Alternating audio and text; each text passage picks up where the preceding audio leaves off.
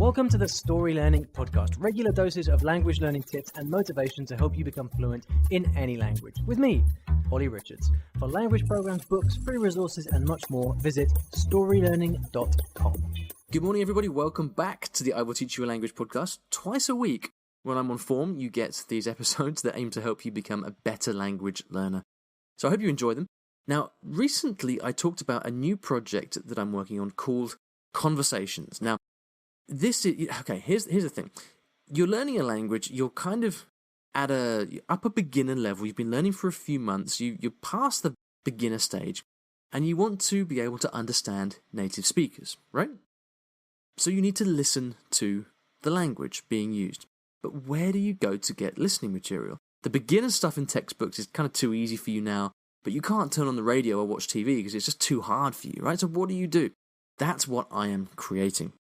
I am making like a library of listening material for different levels in different languages. So for example, if you are kind of at an A2 upper beginner level in French and you want to learn to understand French people when they speak, with this Conversations product, what you get is a series of substantial dialogues. So not your kind of short 20-second textbook display dialogues, but something interesting that's 2 or 3 minutes long, that is at your level, that you can listen to, and then you get the transcript and the translations and the word list, all that stuff. It's like everything that you need to learn to understand native speakers.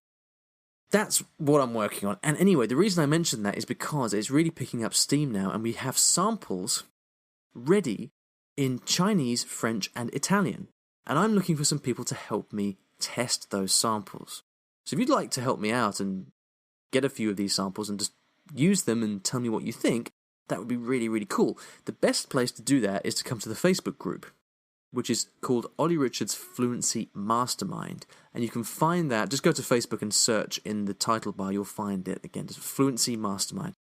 But if you're in China or somewhere where Facebook is blocked, you can just send me an email through the contact form on the website. That's fine as well.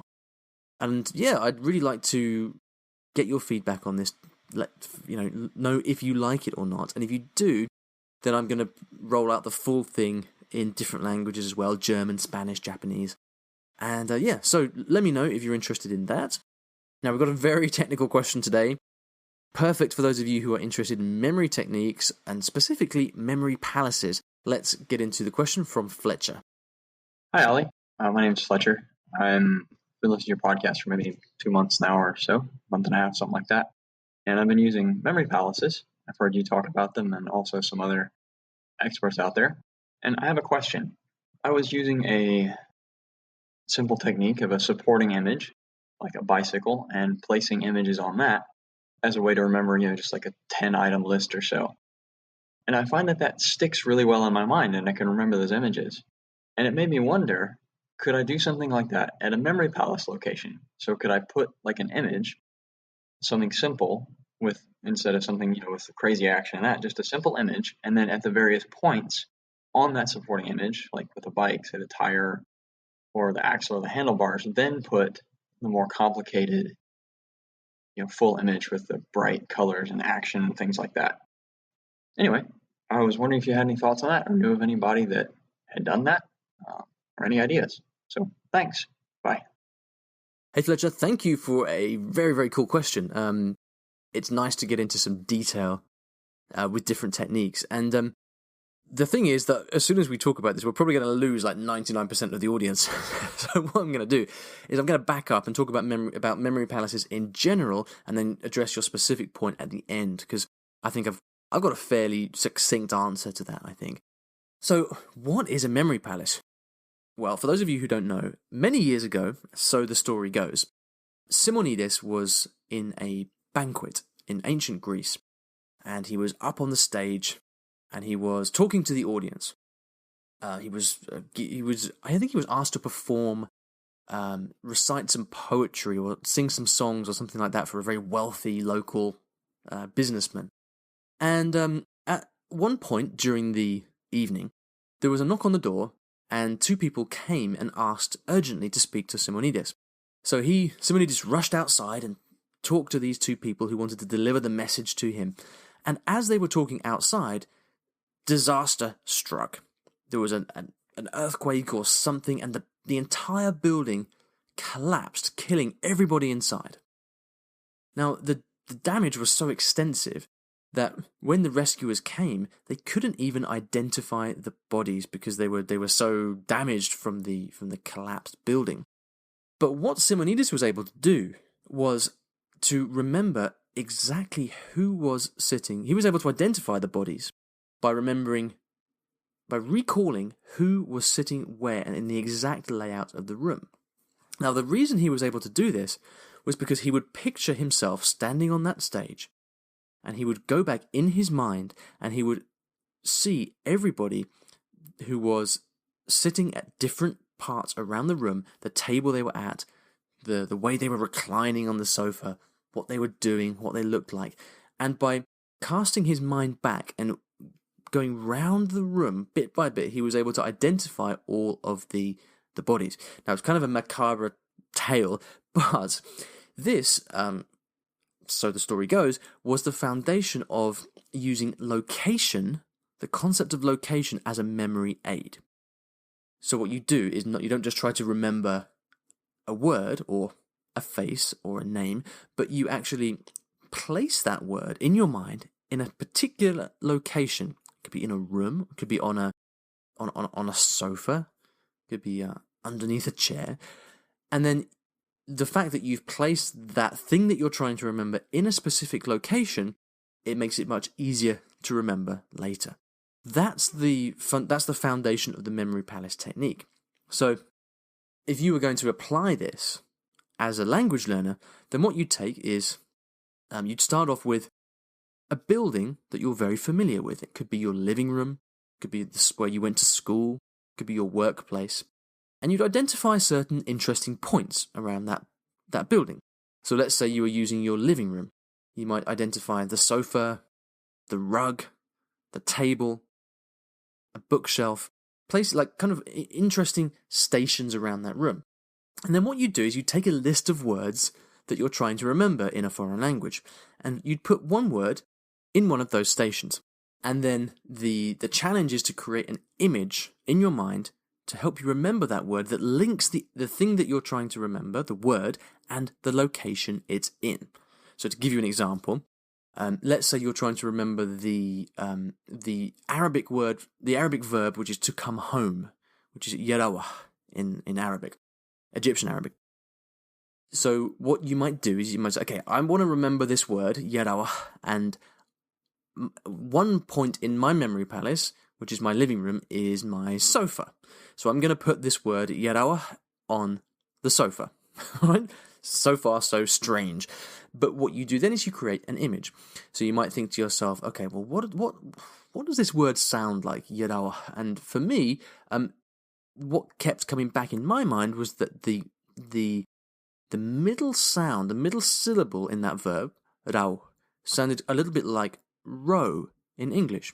So what I did was I imagined myself on a rowing machine on the sofa in my living room, and I was rowing in order to get home. Okay? That was kind of crazy, it's weird, but that's kind of the point, right?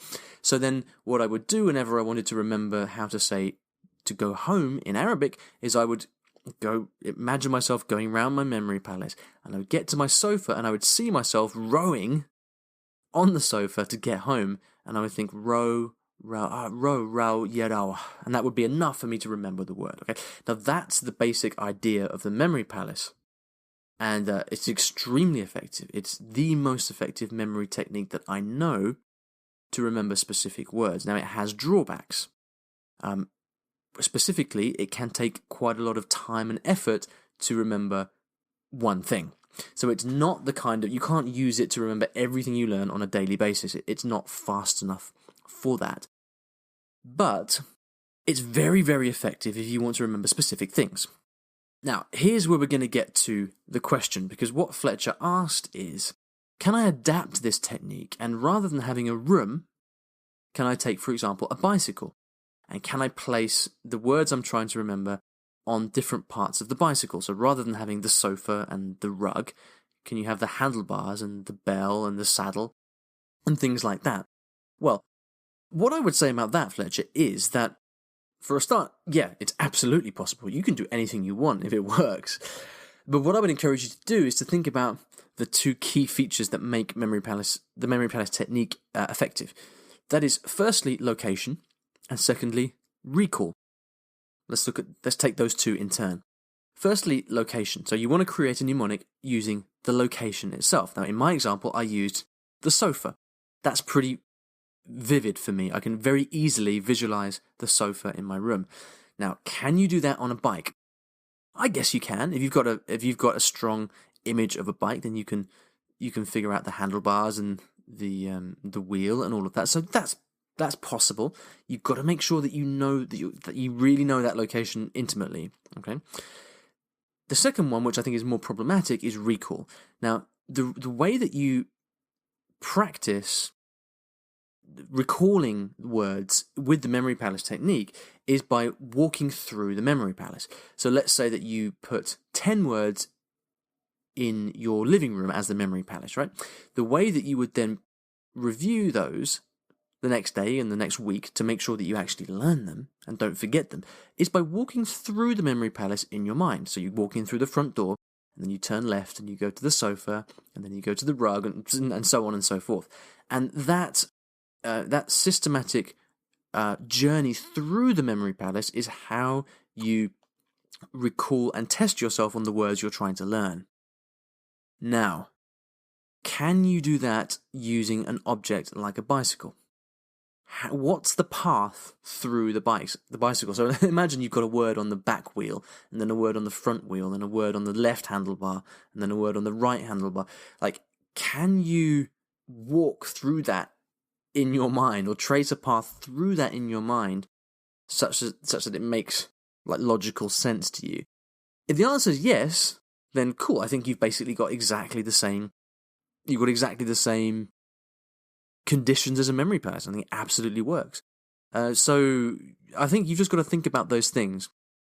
I would probably, to test this technique, I would create one Memory Palace using something more traditional, like your living room, and then another one with a different set of words using something like a bike, as per your idea, and simply test it. See if, do that for a couple of weeks, try to learn the words, and then after a couple of weeks, see whether they both perform equally, or if one performs better than the other, and just go with what works for you.